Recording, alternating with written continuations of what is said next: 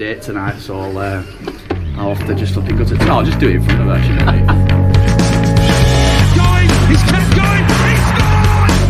Oh, Stockport pressure. And the header into the back of the net. It's Palmer. Played in the game. And a superb goal. Johnny did it. Lisa!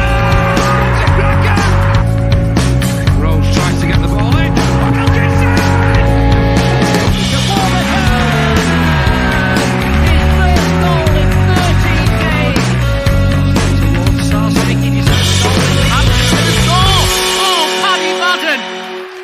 It's a 5-star performance from Stockport County. All right, we got a small house, but we got a big bloody heart, I tell you.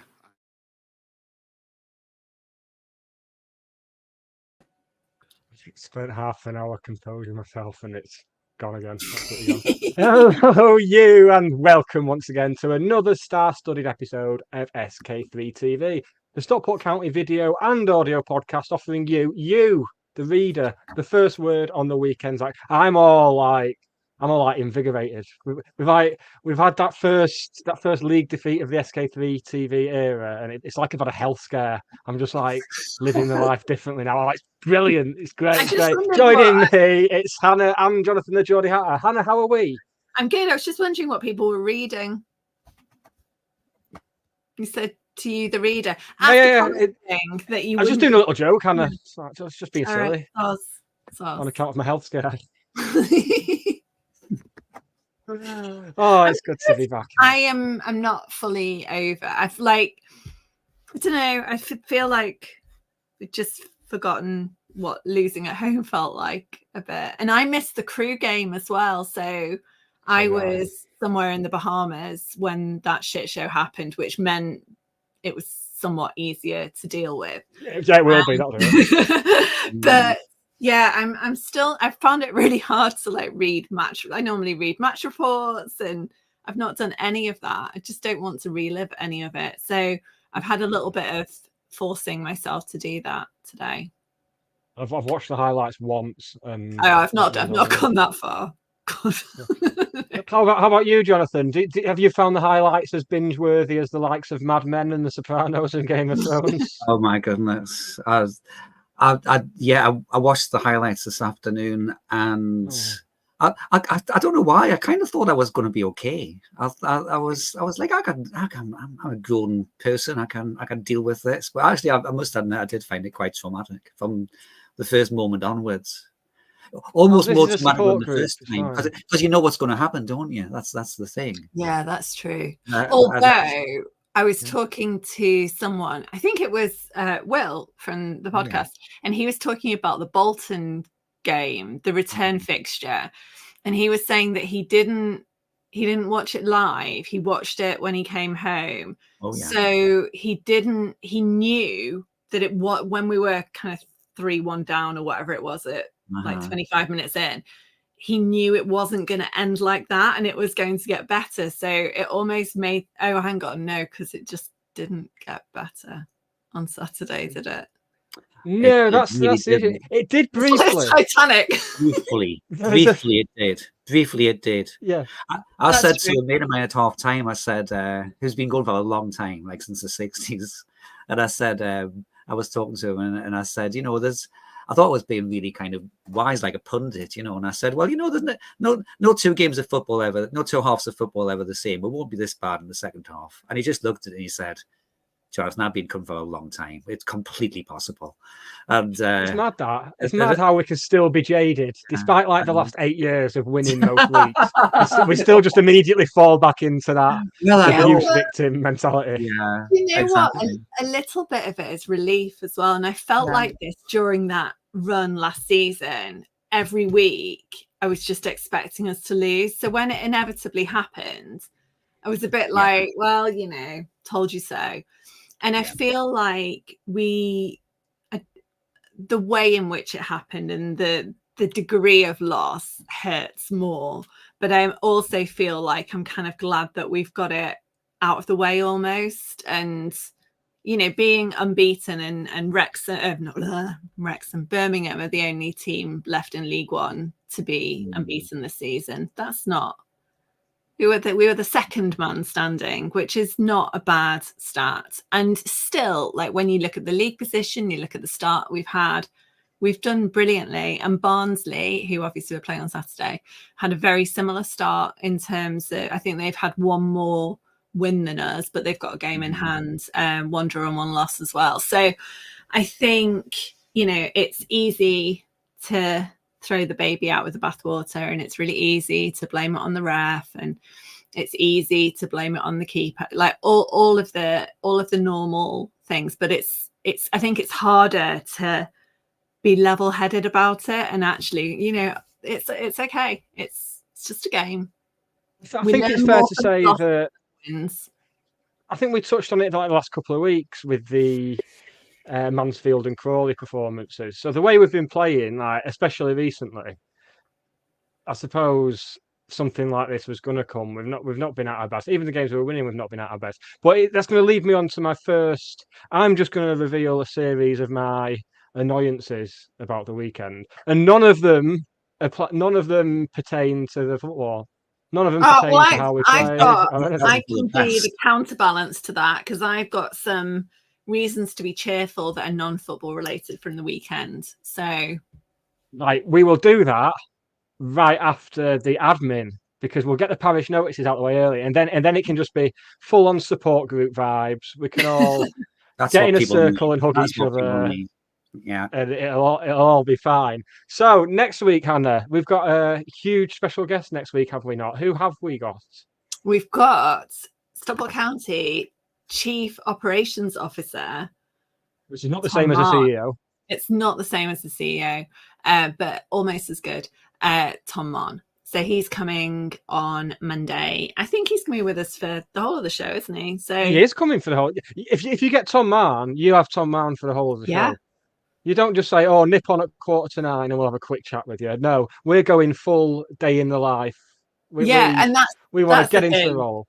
I think at the like the county fan forum and things, you get the Tom Mann, who is the the very corporate. It's very serious, because people are putting across their frustrations about things like future ticketing, and we can touch on all that stuff, but I hope that people get to see a different side to him.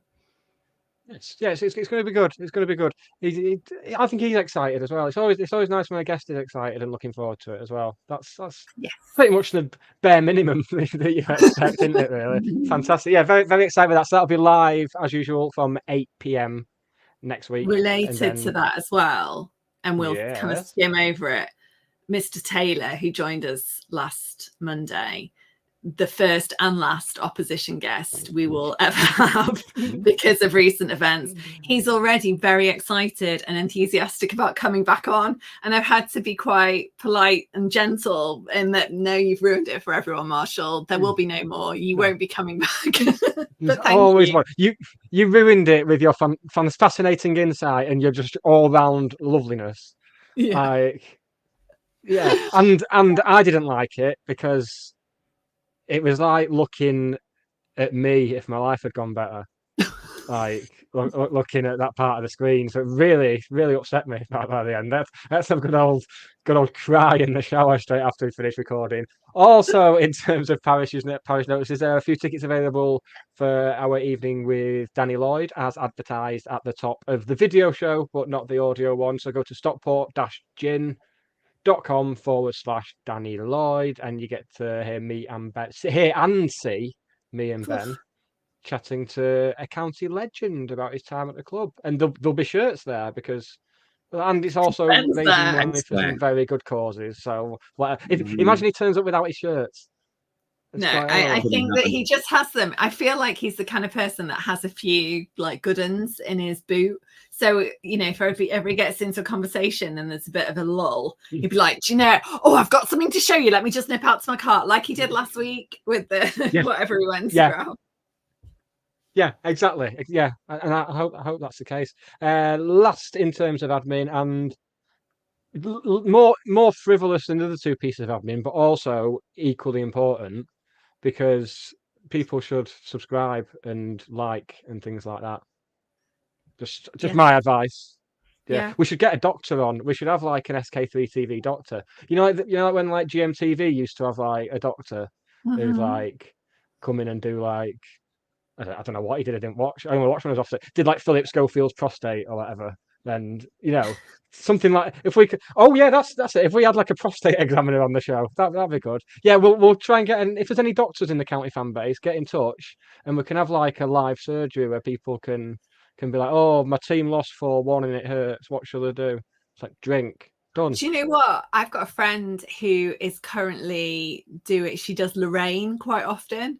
Or she does Lorraine's show. Well, she'll never have met Lorraine then. She's never on it. We can get Liz to do a turn. She's not a county fan, but she's a very nice doctor lady. If she's got medical training, we'll have her. I have at least 7 ailments that I would like to bring up. Yeah, we'll do that. We'll do that. Right, before we get on to Leyton Orient on Saturday, been putting it off with all the talk of prostate examinations and doctors and handsome opposition fan guests. Let's do it right after this.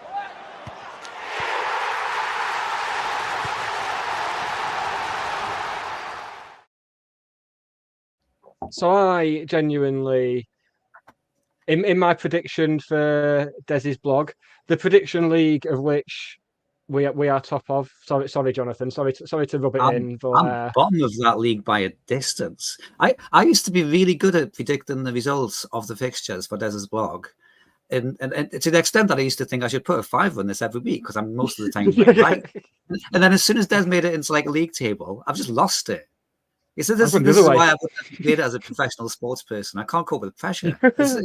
As soon as I've started to overthink my predictions just dramatically wrongly. I win either way. I was the closest this week because I said we'd just win by 2-1. Where I was reading 3-0s, 4-1s. I think you might have been a 3-0, Nick. I was a 3-1er. I was, and even to the extent that we must have got about 57 seconds into the game, and I just turned to the person next to me. I was like, "Oh, we'll win this." Oh, I was convinced. I walked into the ground, and the guy who sits next to me, Damien, Parker and Cheadle and Damien, of Away Day Show fame, he didn't have his son with him. He had his brother. And last time I remember his brother being with him, it was the Wrexham game. So I just saw him. I just hugged him. I was like, well, it's the 5-0 guy. It's fine. Lean back. It's fine. And then after about 5 minutes, wasn't there a move where somebody might tell me, you might tell me who the players were, but we had a little move where I think we nutmegged 2 of their players with 2 successive passes. I think one was a backheel even. It went through the Leyton Orient players' feet. Yeah, twice. That one, I think it was Will Collar flicked it back. I can't remember who picked it up on the other side. And it was just like ole ole. It was very much. Hello, county fans, we're here. Yeah, it was. I was like a little bit like, calm down, lads. Let's not get ahead of ourselves. Well, anyway, we didn't do that. And then, and then the game finished. They had the floodlight failure, and the game finished, and we all went home. Yeah, something happened. I've seen a lot. Getting on to one of my. I had so many bugbears about some of the reaction to it. Oh, my main bugbear is people. If this is going to be how people react to any defeat, I'm going to start like self-harming.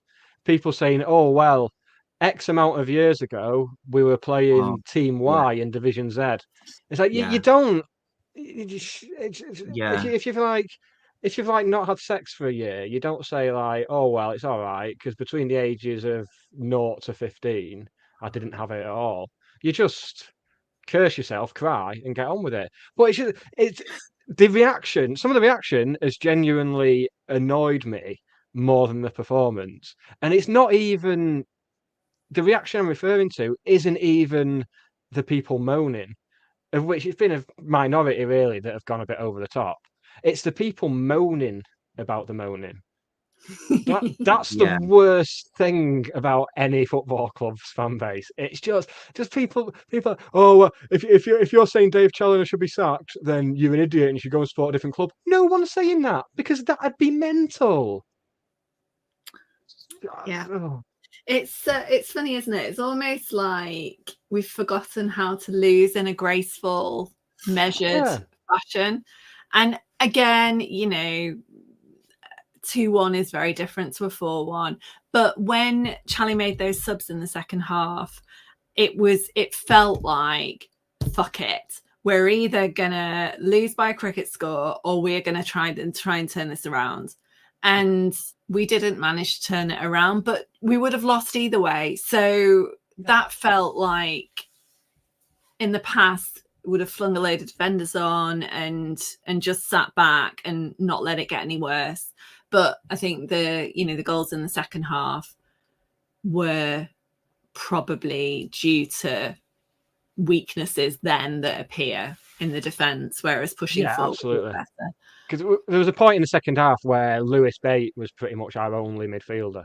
Like, so you're always gonna, if you're making an effort like that to get something back. But it's not even one of those where, obviously, there's been lots of talk about individual players, but I mean, some previously solid players who've never dipped below a 7 out of 10 for us had the worst games they'll have in their lives. It's absolutely. just no one covered themselves in glory whatsoever. And Hannah has the match ratings from the Football League paper, which will be very interesting. And do you know what? I noticed exactly the same. So you've got, I think there's 2 players on 7, which were Teo Adamarola and Jack Diamond. And then everyone else is a 6 and below. Whereas Orient, there's 8s, there's 9s. They're not universally brilliant, but the names that Galbraith was in Team of the Week. Aguier was great. I think he was a 9 as well. I'm not sure. Oh, he was an 8. Claire was an 8. So, not universally brilliant. Like Kelman's a 6. Kelman has been outstanding for them the last few weeks. And I think, do you know what? I think the reaction is also reflective of, even I was, I'm very pragmatic and I look at form and I look at, okay, actually, this feels comfortable. We should win this. And I think that was what Marshall was trying to tell me last Monday. You're talking about, your home record and all of this, and you're undefeated and you've not conceded any goals. And that's really uncharacteristic for me. But then if you dig a little bit deeper and you look at Orient's records, like so far, Richie Wellen said after the game that they played less well against us than they had against Birmingham and Bolton, who they lost to both. And all of their losses, as Marshall said last week, have been marginal. They've been last minute. They've been very close. And I think they were probably due to pump someone, and it just happened to be us. And we learn from it and we move on. Barnsley are a little bit more erratic, I think, and probably easier to control.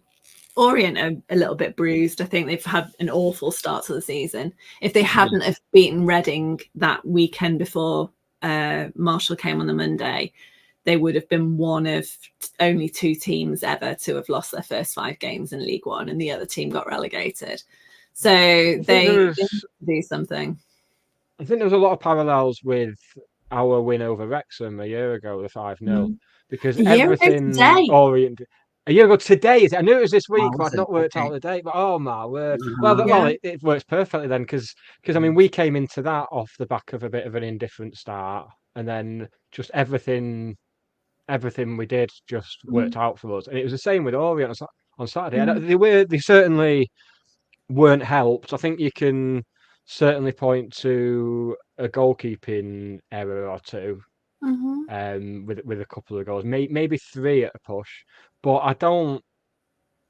But that feels like singling out players, whereas it's hard, isn't it? Point to a mistake from everyone. Yeah, it's kind of hard to talk about it without singling out individual players, isn't it? But it goes back to what you said, Nick, isn't it? That it's like the moaning about the moaning. We are allowed when we lose 4-1 at home to not be happy about it. And if you've conceded 4 goals, and I think you could argue that 3 of them, the goalie could have done better. I think you almost can't not say that really in any discussion of the game. But I also feel like, you right across the board, there was players who just kind of it just seemed to spread, didn't it? After that initial kind of 10-15 minutes when we looked a little bit like Brazil, and I guess that's I'm not worried because I think we'll be fine. But like it's my reflection during the game was just how quickly almost like panic can fall through teams, or just like the confidence can seem to sap.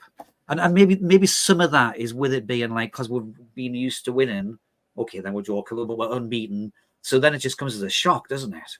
So maybe the hope psychologically is, okay, that's happened, and we still get to, the world has not caved in. It might have seemed to on social media for a bit, but it hasn't actually caved in. And next week we'll all be there. We'll all be at Barnsley and we'll go again, right? Without that, almost like that, what's the phrase, that monkey on your back of like, we're the unbeaten ones, we're there to be shot at. And I have followed Corey Adai's career for some time. I remember writing about him and his stats the season that everything went wrong at Crawley, in terms of, it was, before Scott Lindsay came in, and, he was getting absolute pelters from the fans, and they'd had their first choice goalkeeper had been recalled. They had someone else out on long-term injury. They were in a right state, and his stats still were incredible.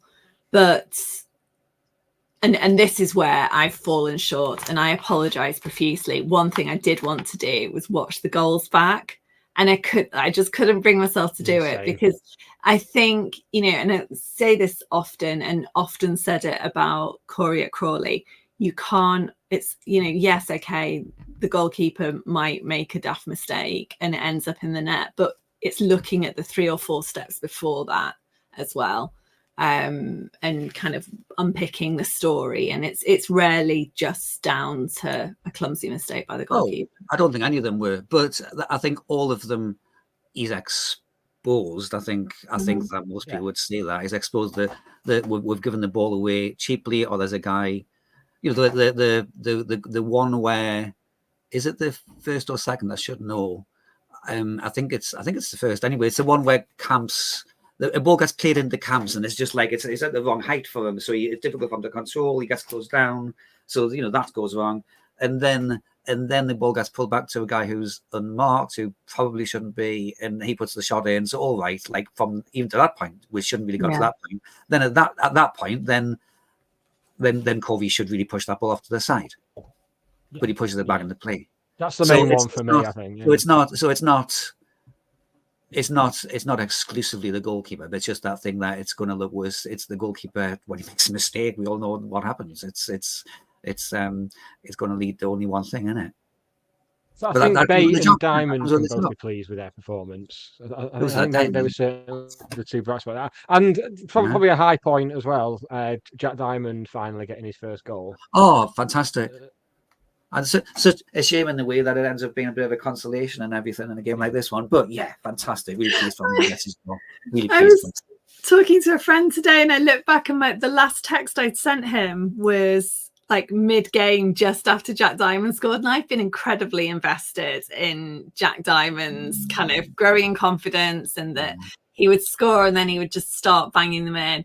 And I just sent a message saying, I'm so happy. And I looked back at it today and was like, oh. Do you know what? That resonates with me, because I don't even quite know why, but I am really invested in Jack Diamond's arc with it. I think it's the backstory and the redemption. Exactly. And he seems the kind of player I know all players are confidence players, but he seems to me the kind of player that, hopefully it'll happen now. He's got his goal. He's been doing fine, but he's not looked kind of quite in his flow, has he, for me? Whereas I think that maybe he can really just take off because he's obviously got it, hasn't he? He's obviously got it. Yeah. And he's so nice as well. He was lovely in Spain, like with Charlotte. Him and Lewis Bate were kind of hanging out together. I guess they were new ones together. And both really lovely young men. Okay. I'm so old. Oh, We they're all all are, lovely. Hannah. When the captain of the actual team is the same age as like my son, more or less, that makes me feel Right. Yeah. By the way, just on Diamond, there's a selection headache coming out of them coming there, isn't there? Because another player I'd pick out is Fevrier. I thought when he came on, I mean, if that shot that he hits, I think it takes a slight deflection. If that comes off the inside of the post and goes in, it's a different game entirely. Because was that 2-1 or 3-1? I think it was 3-1, but that would have got back to 3-2. Or was it even 2-1? That was at. That That was at 2-0. That was was 2-0. All right. Right. Well, if they would have. He came on and he wasn't running. He was just doing what he does, wasn't he? No, Fevs didn't come on until much later on, didn't he? I don't think it was 2-0. I think it was after we'd got at least. It was either 2-1 or 3-1. I would tell you, but as we discussed earlier, the very normally very accurate National League, whatever it's called, Football League. It was 3-1. I apologise. Doesn't have 3-1. Fevs coming on, so subs not used. Hinchcliffe, Torre, Fevrier, and Onyango. Well, he definitely came. So it was two of those who came on. Brilliant. Right. So it was 3-1. So that goes in at 3-2. Can I just, because it's a little bit of a bugbear of mine, can I just say a quick word for people leaving at 3-1? I know. People leaving at 3-1. Look, Even if you've got an urgent appointment, fair enough. But I don't think like 2,000 people had an urgent appointment. And 3-1 with 15, 20 minutes left. I know we're not playing well, but there's the case in point. Fevrier's goal goes in. We're in that game. The game was like a basketball game at that point. Anything could have happened. It was just fully end to end. You got the sense there was going to be the next goal was going to be crucial at that point. Completely. And it could easily have been us that got it, and it wasn't. It was them. I did not enjoy our short corners at that point, I must admit. If you're going to do short corners, probably practice them during the week first, because I don't think they'd have gone down well. I'm not quite ashamed to admit it, but I actually I invoked the 3-goal rule. You don't have a 3-goal rule, don't you? In the National League North. 4-1 or was it 3-1? Was it 3 goals or 3 goals? Is your 3-goal rule a 3 goals or the 3-goal margin? 3 goals behind, yes. 3-goal margin. Yeah. I mean, Oxford City away in the National League North. I'd left before half time. So I do think 4-1's different. I had to hold on physically to my chair to keep myself on the ground at 4-1. Really, just because it's part of me identity that I don't leave early at this point. Probably because I keep going on about it. But at 4-1, I don't blame anybody. I wouldn't have blamed Challoner for leaving at 4-1. You know what I mean? I did some really angry fast walking. And then I was also like, hang on, it'd be a good idea to post the link for the YouTube show straight after the game while people are on social media and stuff. And I was like, oh, but I need to get on StreamYard and set it up first. I was like, right, I'll go now then. So then I was home before I managed to get home and put the stream on and catch the last few seconds of injury time, which was a really weird sensation. It was really, really odd. I grew up doing that, except it was always BBC GMR as it was back in the day. And it was always because I was quite little and my dad, it was Friday night. So my dad, we'd want to get back to the car and go. So the number of games that I finished in the car listening on the radio.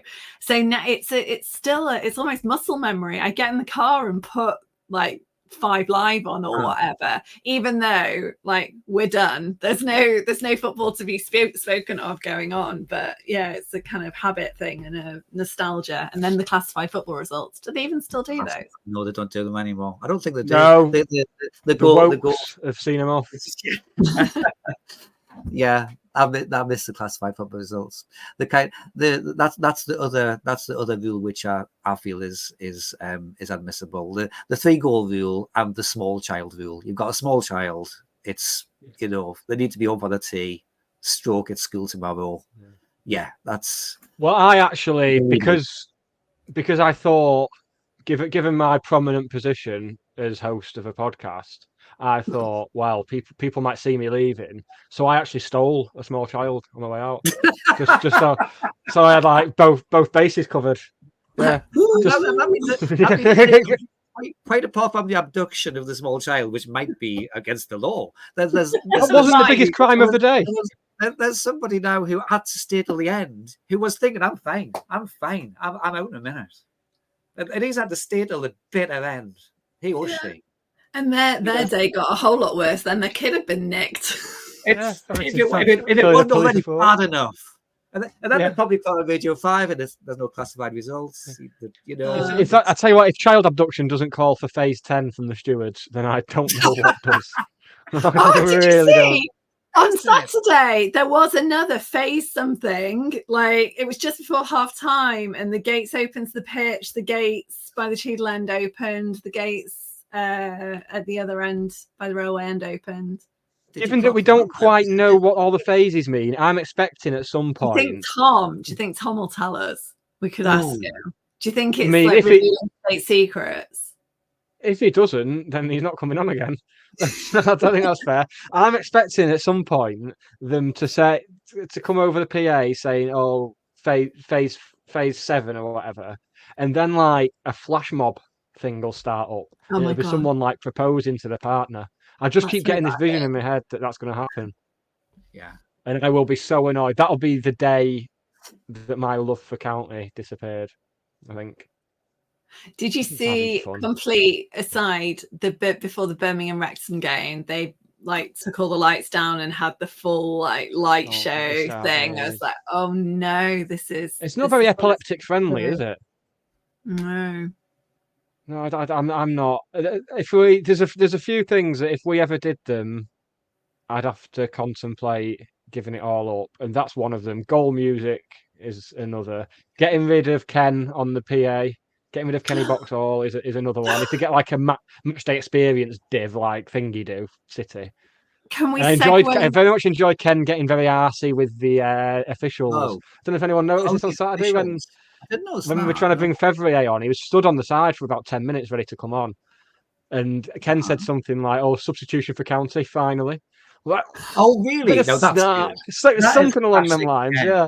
That's classic Ken, because it's a bit understated, isn't it? The one which I'd noticed, probably more people did, is when the Danish fans came on, the Danish County fans at half time, and there were for people who were there, the Danish supporters club, wasn't it? And there was about 10-15 of them with a big flag. They were great, and Ken introduced them, and it was like, well, we've got some Danish fans in. Come on, give it up for the Danish fans. And of course, he really encouraged us also. So everybody was really giving it up for the Danish fans. But then they kind of, in Ken's view, went overboard a bit, started waving their flags a bit too much. So he went, don't milk it, lads. Don't milk it. I was having a pint and I just don't milk it. What's going on? Don't milk it. And then the bit, I didn't actually see this, but on the good authority of Yellowboard, I've read that at some point the sprinklers went off as well, just like under all of got all wet. Well, I don't know what point that was. Maybe that was to get rid of them. That might have been. What phase that is. That might be a phase. Turn the sprinklers on, get these guys off. I bet Callum Connolly was getting PTSD when the sprinklers came on, wasn't he? Exactly the same. Yeah. No! Not again, it's happening again. I mean, if Callum Connolly's got PTSD from anything, it's probably from being turned inside out from the Leighton Orient strike force in the first half. I was just starting to think to myself, that was a nice afternoon, actually, wasn't it? What with the sprinklers and the weather was lovely. Nick has to take us back to the football. And Charlotte's friend from school was sitting in the railway end, and his dad messaged me. I said, sorry that you had to be subjected to that. I don't know how often they go. And he said, well, I sat in the sunshine with my boy watching the football. I was like, so that's railway end. That's railway end fandom, isn't it? I would almost have liked to have been in the railway end on Saturday. It was nice. Just to step out of that kind of although the railway end Leighton Orient fan interchange is exchange, isn't it? Exchange. Interchange is a new bus station, isn't it? Yeah, it's comedic in terms of like the lads not exclusively, but normally, like sitting kind of towards that end that are just there to go, the Orient fans. And the Orient fans were incredibly impressive. I think there was only about 500 of them, but they were like, especially given the start that they've had to the season, to travel up to us in those numbers, to be kind of loud and energetic the whole way through. They were funny. With, you know, singing champions again, ole ole at maybe 3-1 up. There was a lot of humor involved in I do that. love how kind of recognized a lot of ourselves in them. Yeah, fair play to it. I do. It does make me laugh how the away fans seem to be picking on the railway end these days, though, because they can't handle the rapier, sharp wit of Yellow Block. That's what it is. That's the problem. They know that Yellow Block will slam them. Its famous preceded it, hasn't it? It's like what I'm Yeah. going to try. Yeah, we'll give a bit of banter to these like 12-year-olds in the uncovered end instead. You know what I mean? Yeah. Should we think about wrapping Leyton Orient up? But first, Hannah, there have been a number of developments in the pop side, have there not? So exciting. I nearly found a beautiful, seamless segue into this when you were talking about Kenny, because ever since I can remember, we've been sitting where we are, my dad every single week makes a comment about not being able to hear the PA system. And we, like, to the point that I've even communicated this to various people at the club, because he's so, such a thing. And we've been told as well that the PA system, if there was, a security incident, if it's phase 5 or whatever, it's a separate system. So we would be able to hear those announcements. So it's just the announcements about, turn around and walk up the stairs to where you came. I love how we've got a dual announcement system. We've got like one channel for the ones that we don't actually bother that people are. We're not bothered when people can hear those ones. Yeah, so what's it going to be though? Because Ken can do both. Is it like Bellis on one? We want to save the batteries in the one where we want people to hear. So I like that. But it'd have to be like Bellis on one mic and Kenny on the other. It'd be like a County, Robson and Jerome. Just like the two. Oh, I love that.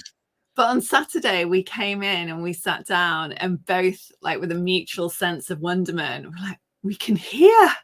It was like we'd had some kind of aural surgery. I'm imagining you as I love that when I'm feeling down, I like watching them videos of people who've had the cochlear implant. Yeah.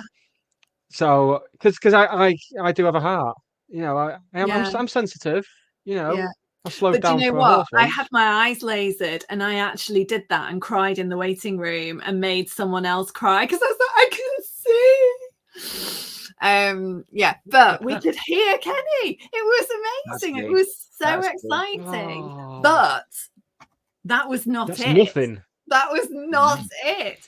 So on Saturday we had it was the proper kind of hard opening of the Popside Fan Zone, which is actually called the Popside Fan Zone, which I love even more. It's not the Together Stand Fan Zone or whatever. It's the Popside Fan Zone. So the tent is still there, but in there they've got like virtual reality headsets where you can go and you can like see yourself walking out on the pitch. You can go in the changing rooms. It's so cool. Wow. But I'm just kind of working up the courage to ask if it's just for kids or if adults can have a go, because I really life's too short, Hannah. You gotta ask. Right, I'm coming Popside next home game. We'll both have a go on it. We'll film it for some content. They've got a little stage. So at half time, Ryan Rydell and I think it was Jay Mingy, who'd been in the courtyard before the game, they came and did like a Q&A in the Popside Fan Zone. We've got a new bar round the corner, which is like, I was hoping it would remain secret, but at half time the stewards were actually unfortunately stewarding people in the direction, so it wasn't secret for long. Phase 6. But the most exciting thing was that you can pre-order. There's a kiosk and you can pre-order your drinks to collect them at half time. So there's a collection kiosk and with beers on tap, and yeah, you just go to the little machine and sort it out. And the bloke next to me, who I always joke with, because they go to the bar about 10 minutes before half time, week in, week out, and normally we score, so I encourage this behavior, and I'm always like right, it's time to go now, come on, I'll pay for your drink. And they came back and they said how much better it was in terms of the queue management, and they went to the secret bar because I'd told them about it, and said it was just all so much better and so well managed. The space, there's more seating, and in the toilets there was actual running water, and apparently in the men's it was hot. The patriarchy getting preferential treatment. Nick, I've been using the alcohol gel for the last 2 seasons. This is like, any water is great. And Ian Dowdens asked about the Popside Pale Ale. The Popside Pale Ale isn't available in the Popside fan zone at the moment. It's only available in the 1883 in the courtyard. Well, I can, as a pale ale wanker, I can report back that it is very nice. But I do think I prefer cheers, thank you. But I don't like asking for a pint of cheers. Yeah. It's like with cocktails. You know how cocktails always have dead sexual names? Yeah. And then you have to like go to the bar and be like, oh, I'll pretend to look at the menu and be like, oh, I'll have one up the arse, please. And they're used to it, but it's very embarrassing if you're sexually repressed. Yeah. Yeah. So I don't like asking for cheers. And then after I've got my pint of cheers, thank you, I'm one of those people who automatically says cheers, thank you anyway to bus drivers and stuff like that. So after I've got it, I'll go cheers, thank you. And then I know they're thinking, oh, he thinks he's funny. But you know what?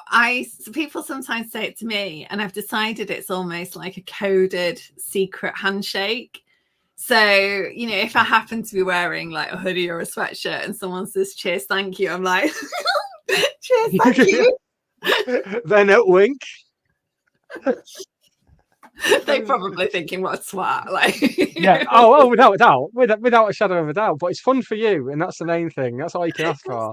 It's like we said this a lot on the trophy tour. Like, you walk into pubs and people have got county shirts on, and like still get excited about it. I see someone in a county shirt walking down the street. I'm like, like, it's just. I saw someone in a county hoodie today when I went to get a fruity vape, and there was someone wearing a county hoodie. Did you do a vlog? I didn't. I should have done. It's about the only thing I haven't done one of this week, but I think I should have given him a nod or something like that. Do we have anything else on the pop side before we move on to all things? No, I honestly, Barnsley? That's enough for me. Like, it genuinely just small improvements that make a big difference. And it's had a lick of paint, and it's just a nice space. It's still a fair weather space.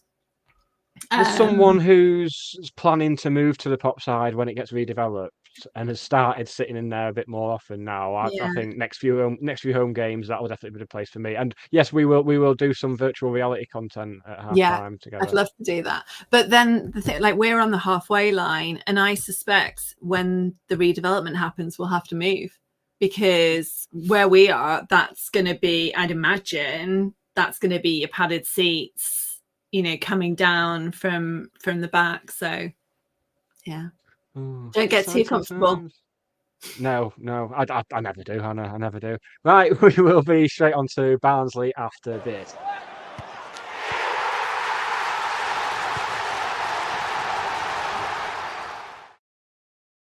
Yes, it's a Saturday trip to Oakwell this weekend in an inexplicably Sky Sports televised fixture. But prior to that, Jonathan, there's something going on Saturday AM, is there not?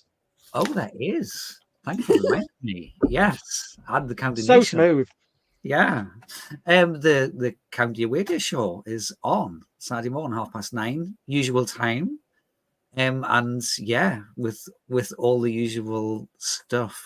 So I'm actually ahead of myself this week. I decided not to do as much work as I should do today, and I've already completed my encyclopedic look into the away town. So I've got that ready. Excellent. So we'll have that, and I'm sure we'll have a fan guest and some songs and all the usual what have you. So There we go. What more can you ask for? Happening. Yeah. And then that's kicking off a big long wait for the game as well. Which is That's because the half thing, you see, 7 on and- Saturday is no kickoff time for me. Oh, not having that. Well, I was like, you might be given a sneak preview of what the poll might be this week, because I think I would be interested in knowing from the County Nation, because I know you've got views on this, Nick. If it's not 3 o'clock on the Saturday afternoon, what is the kickoff time of choice? For the County Nation. There's a possibility of what the poll might consider this week. I've got mine. I know what mine is. Yeah.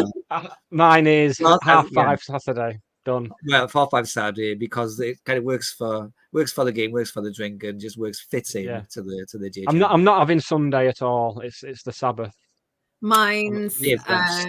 Yeah. 7:45 on a Friday night. This is my second choice. Friday night. Okay, Friday night. Yeah. Wait, so Friday night, not Saturday night, Hannah? No, because that's what I grew up on. Oh, yeah. It's a county time. Well, I think a lot of people will go for. I might have to 7:45. put that as one of the options if I do go for that. Please do. Question. Yes. Yeah. Okay. So yeah, it's a long old one, isn't it? It's a long old wait for the game on Saturday. I'm gonna have to watch other football. I'm gonna have to watch like Soccer Saturday or something. It's gonna be horrible. But for all things Away Day Show, you can check out the links in our episode description on our link tree, and you can also follow Geordie_Hatter on the Twitters that are still hanging in there. The Twitters. Yes. Yeah, it's all good. And that's from 9:30 till 11 on Saturday morning. And we'll just remind you throughout the week anyway. Yeah. So remind me as well. Remind me. Do make sure. Yes. Always helps. Always helps. People have to remind me about this all the time. I'll get to Barnsley. I'll be like, I was going to do something right before I came to Barnsley. So yeah. So I'll give you one of the things I picked up in Barnsley's encyclopedic look into Barnsley. Because, by the way, it's great how we keep getting promoted. Do you know why? Because, like, I'm not running out of towns. It's like, oh, Barnsley, this is good. I've not done Barnsley before. So Barnsley FC was formed by a guy called, it'll come. I've written it down somewhere. Something like it's not the Reverend Tiverton Parkway, but it was some kind of astonishing name. I was like, I want to find out about this guy, this Victorian guy, and he was like a temperance vicar. So he once refused to play a fixture for the early version of Barnsley FC because it was on Good Friday. He just wouldn't have the game be played. So they've got a history a little bit like counties, kind of formed in a kind of church movement. That's cool. I'm just looking through the list of notable people from Barnsley, and I'm not seeing much in the way of musical notable people. So I'm looking forward to seeing what happens with that. I do not know yet. I've not got that far. I've only got as far as Michael Parkinson, who, of course, is famously from Barnsley. Let's hope he's done a song then, because you might be in trouble otherwise. So somebody will tell us that they saw Michael Parkinson and his quartet at the Free Trade Hall in 1979. But yeah. Oh yeah. I think it did actually occur to me I could just play a little snippet of him interviewing Muhammad Ali or something. You know what I mean? Yeah, or him. Oh well, it's audio, isn't it? Otherwise, you could have had him getting attacked by the emu. Oh, that's a classic as well. Great minds think alike. Or him being really sexist to Helen Mirren back in the day. This is a little bit of an aside, but I saw, like BBC 4, they show like old clips of stuff. And they showed Michael Parkinson, obviously in like an admiring kind of look at this great BBC stuff, interviewing Raquel Welch. Oh my God. I mean, talk about sexist. I mean, he was more, his eyes were falling out of his head. You know what I mean? And it wasn't at all kind of politically correct, kind of the whole down with sexism, I say. That might be controversial to say. But anyway, there you are. The isms. All the isms. Right, yeah. Barnsley. Hannah, talking of encyclopedic looks at Barnsley, what have you got to share with us? Well, I was just trying to find the head-to-head, and I realised that I was looking on completely the wrong website. But so we've played Barnsley 90 times. What, on Pornhub? Pardon? Were you on Pornhub? Yeah, Yeah, it's very niche. But you know, we know how I feel about data. So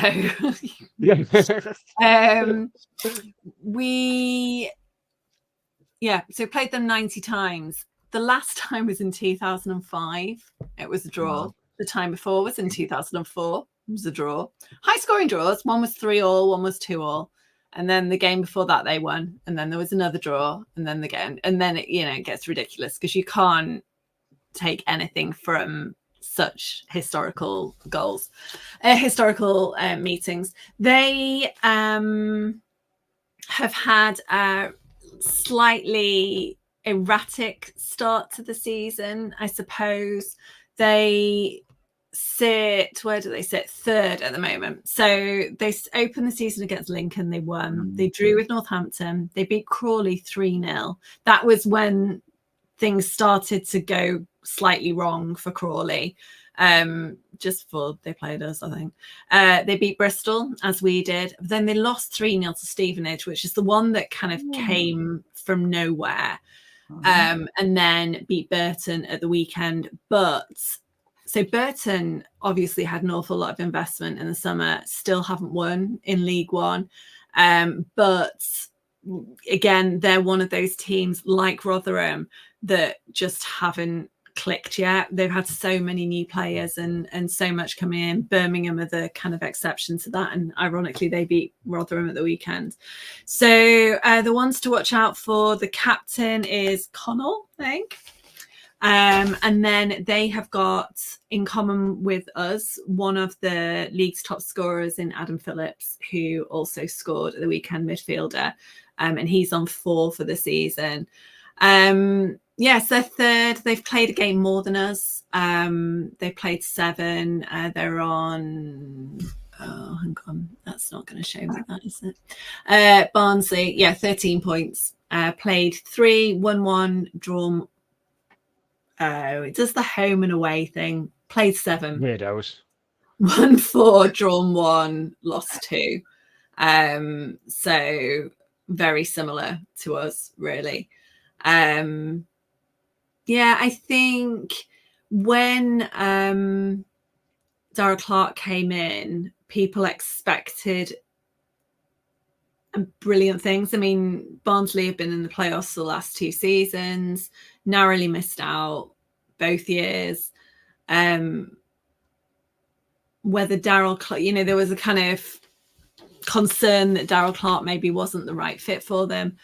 But they seem to be doing all right so far. But, it's likely to last season.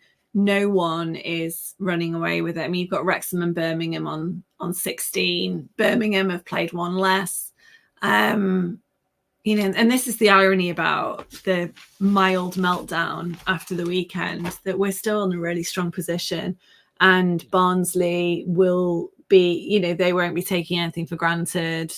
There's very little. I mean, there's 2 points, but they've got a game in hand. So I think it'll be tough. I mean, they beat Barnsley, Mansfield rather, in the League Cup.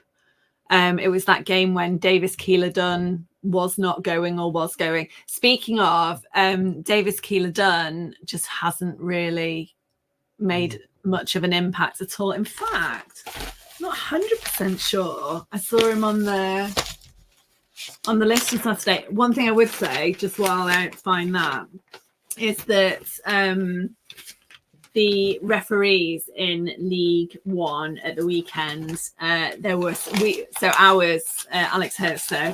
Hertzog had a score of 6. Most referees in League One on Saturday had scores of 6, which is a big change from earlier in the season. There was a lot more kind of in the higher ratings. So Barnsley, maybe they've been told off.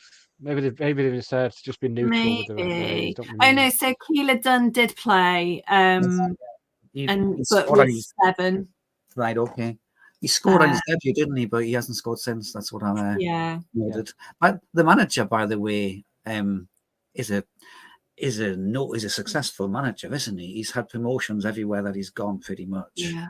So it's going to Gonna be a tough one, isn't it? But you know what? I guess that's what we wanted, wasn't it? You get up to League One, you're going to these places. It's a 24,000 capacity. It'll be probably to the right. Did you know what they're doing? So they're giving free tickets for everyone who went to Barnsley United. So whether that'll help boost numbers. It all looks good for TV, doesn't it? But I'd imagine, as a club, they need to capitalize on that, don't they? Because there will be all sorts of people. Yeah, we've had it as well.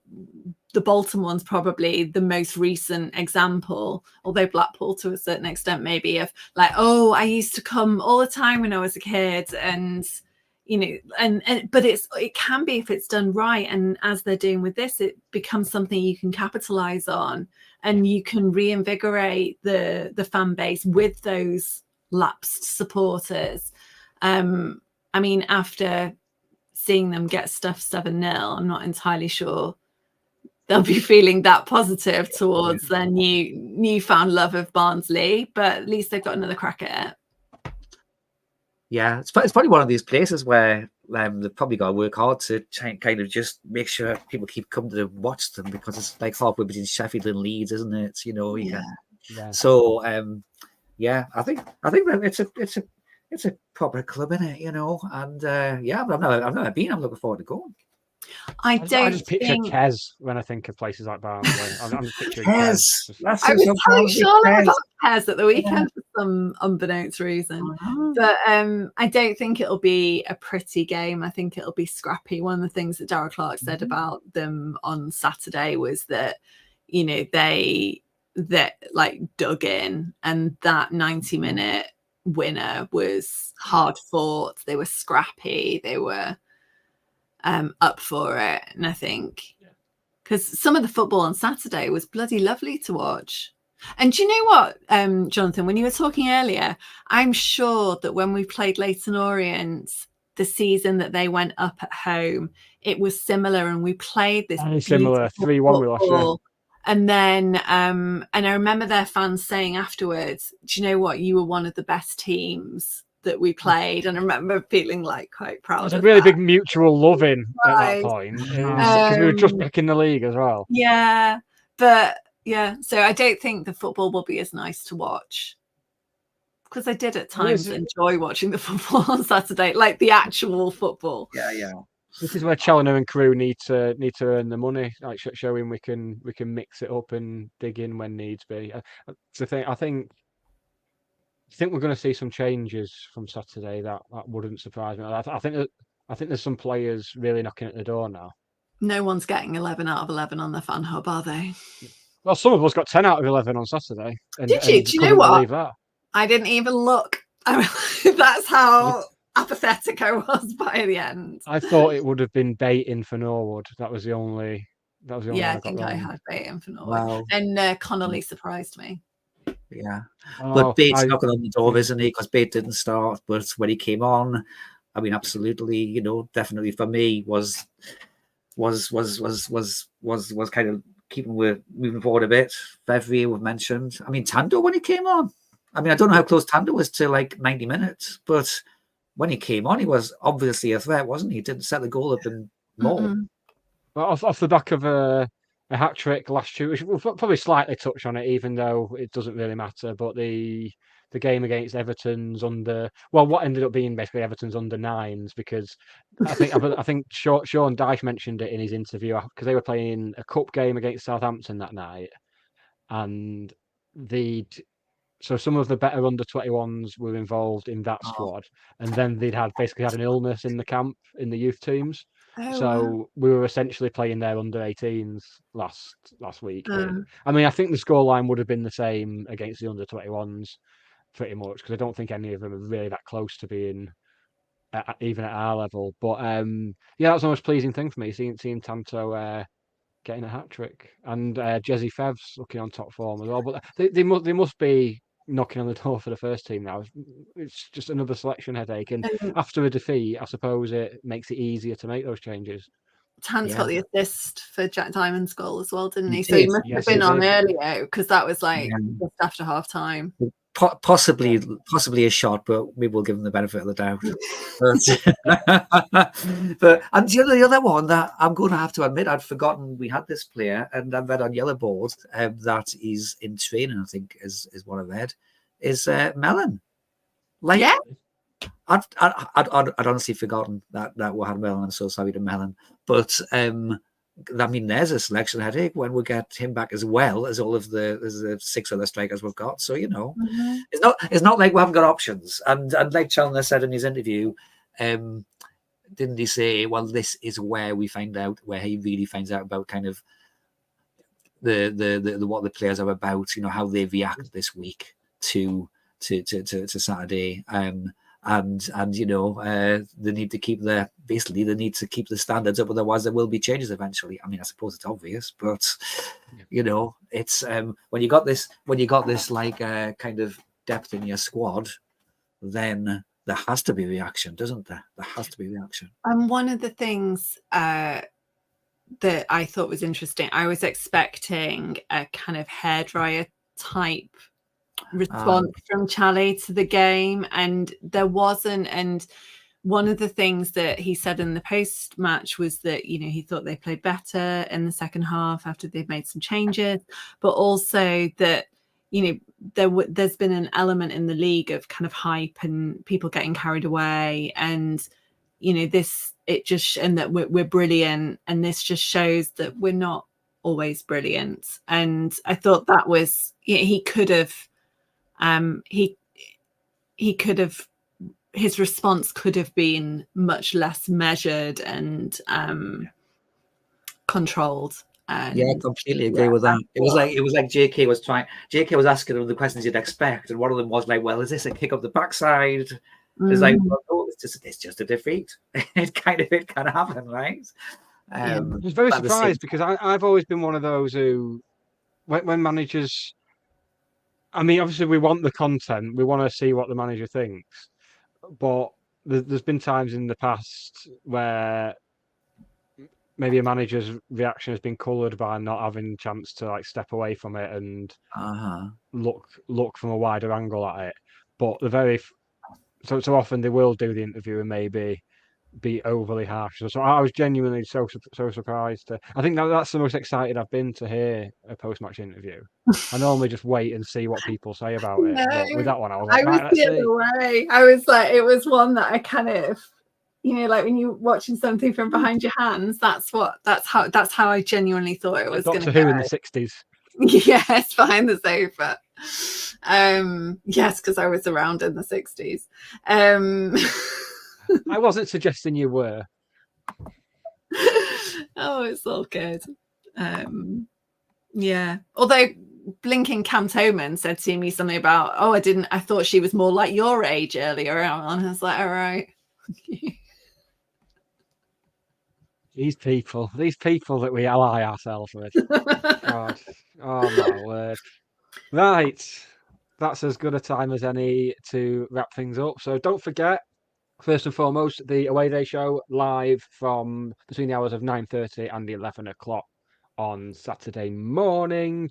We will be back live next Monday, same time next week, with Tom Mann, County COO. Coo! It's coo. Oh, get my cause of Kez now. Kez on the frame. God. And then yes, so you can get your questions in for Tom, and we'll try and ask those. You can either use any of our social media links to get in touch, or you can email us sk3tvpodcast@gmail.com. Can I make a really quick public service announcement? We didn't talk about Dave Jones, but it's fine. If anyone wants to talk to me about Dave Jones, then I'll. Tell us. We've got time. No. Tell us. It was really good. He came across incredibly well. He's a very funny man and just really entertaining to watch. But no, what I was going to say is if anyone is driving to Barnsley on Saturday, you can park there's an Asda and a Morrison's, and they're both like a couple of quid to park. It's like the battle of the supermarkets. to see which one I've people gone with pick. Morrison's because it's closer to the road to go out. I was very strategic about it. Oh, so you're not letting the offering that they have in the store persuade you? No, It's all no. based on how close to the road. I That's feel fair. like That's probably the best way to Barnsley do it. might have good pies. Barnsley, if you go into the pubs in Barnsley, everything I've got is from Yellowboard this week. If you go to the pubs in Barnsley, there was a Barnsley fan who's dropped into Yellowboard, the chat board of choice for the Discern and Stockport County fan. And he's not a and dickhead. apparently, if you want to not kind of stand out as an away fan in the pubs, they'll generally have a plate of pork pies on the bar. And you get to pick one up, and just if you want to kind of join in with the locals, they're complimentary. Yeah, but I wouldn't when I imagine first started reading. that would be in the pubs. That wouldn't be in the state of the art indoor food hall stroke market. I've got this in depth knowledge of Barnsley on the basis of buying a car there in the summer. I've like it's in the same way that I became a county fan by mistake. I've become this Barnsley connoisseur by mistake because the car broke down. I kept having to go back. So I can recommend the indoor market. Well, when I first saw that post on Yellowboard from the Barnsley fans, basically saying if you want to ingratiate yourself in a pub in Barnsley, pick up. Yeah. I thought it was going to be like a prison thing, where it's like your first night in prison, find the biggest bloke, find the biggest bloke in the pub and just smash the pork pie into his face. But it wasn't. It was just eat it and everyone will be your friend. Just keep I'm fine with that. It sounds great. Yeah. Keep the pork pie on your or actually, Hannah, I mean, since you're parking in the car park, you might be able to just get one in Morrison's, chop it up into 4 pieces, because it's important that it's not a whole pork pie. It's a lump of pork pie. Oh, okay. You see what I'm saying? And just then I'd have to pay for the pork pie, Jonathan. Whereas no, just slip it in your pocket. That's true. Well, you could recoup your outlay, because you could buy. I mean, my thinking is you can buy a little packet of 4 pork pies. You've effectively got 16 portions there. Yeah. I mean, it depends on what you want to charge the county nation, but you could be saving the county nation at least their blushes and possibly I could, but my mum brought me up really well, so I'd want to take cocktail sticks, to be able to portion them, and I'd probably get them confiscated at the entrance. Yeah, I'm thinking that would be counterproductive as exercise. I'll just say that. I want cheese and pineapple on sticks as well now. Oh yeah, with the little pickled onions. You guys are going to have to go to the especially state of the art indoor food hall for that kind of bourgeois caviar, I'm afraid. Oh. Well, I ate so many pickled onions at weekends that I was very ill. What was that? Sorry, Nick. I've bought I've got this little contraption for with pickled onions, and it's like a little grabber, and then you press a button on it, and a little spear comes out and spears the pickled onion. It's like wow! I was just eating pickled onion after pickled onion. You got to try and get that past. Yeah, you got to try and get that past the stewards at the entrance to the Cheadle end next home game. Oh, if they let me in with that, then it's going to be phase 9, baby. The game's gone, frankly. Funeral onions, as they're called in John Billsbury's house. I saw funeral onions at the Lesser Free Trade Hall supporting the fall. Can I just tell the people? Just very quickly, I'll tell the people in the chat who are asking. This is not either. This is not either the cat. This is a ceramic cat that my mother made. I was going to say. It looks less scary now. In fairness, earlier on, the lighting was different, and you could just kind of make out the outline and the weird eyes. Yeah. It looks like a lovely piece of art when you're talking about me or the cat. Mrs. Geordie Hatter. My mum's a skilled ceramicist. She's made a cat. Yeah. There, I had to just get that announced by everybody. Nick, you've been trying to close the show for the last 15 minutes. We're not letting you. What have I got to show off? I've got a little fidget thing. Ooh. It's got a little. It's like a dice thing, but every single one's got a different little thing on, just to mess about with, really. That's my life now. We're all very proud of me. Yeah. Right. That's a good place to wrap it up. So we will be back next week from 8. Don't forget to like the video, subscribe on YouTube to be notified when there's more content coming, and Also, subscribe on Spotify, Apple Podcasts, wherever you watch, listen, or read, or smell. I get to do my little. I had a little feature. I'm really annoyed. I've just remembered I had my my new little random feature. I was going to do like my random county goal of the week, and I've not had a chance to do it. Should I do it now? If you like. It sounds like you were very prepared for it. I meant to get it in at the halfway point, but the chat was just so good that I forgot. Here's your random county goal of the week, All right, people, go on. right before the end. Tries to create the opening. It will land for Nicky Platt, though. We'll play it out to the wing now for Duxbury. There are 5 or 6 in the box to aim at. Duxbury over the top of the goalkeeper, and it's gone in. Well, did he mean it? Nobody cares. County have doubled their lead, and Scott Duxbury scored it 2-0. Absolutely unbelievable. Love that. See, I Love did the that. parish notices Oh. early. Did the parish notices early, and then forgot to do that early as well. So maybe sorted for next week. Might even use the same goal. That'll fucking show them, won't it? Right, we're going. Bye. See I've had enough. Nick's frozen.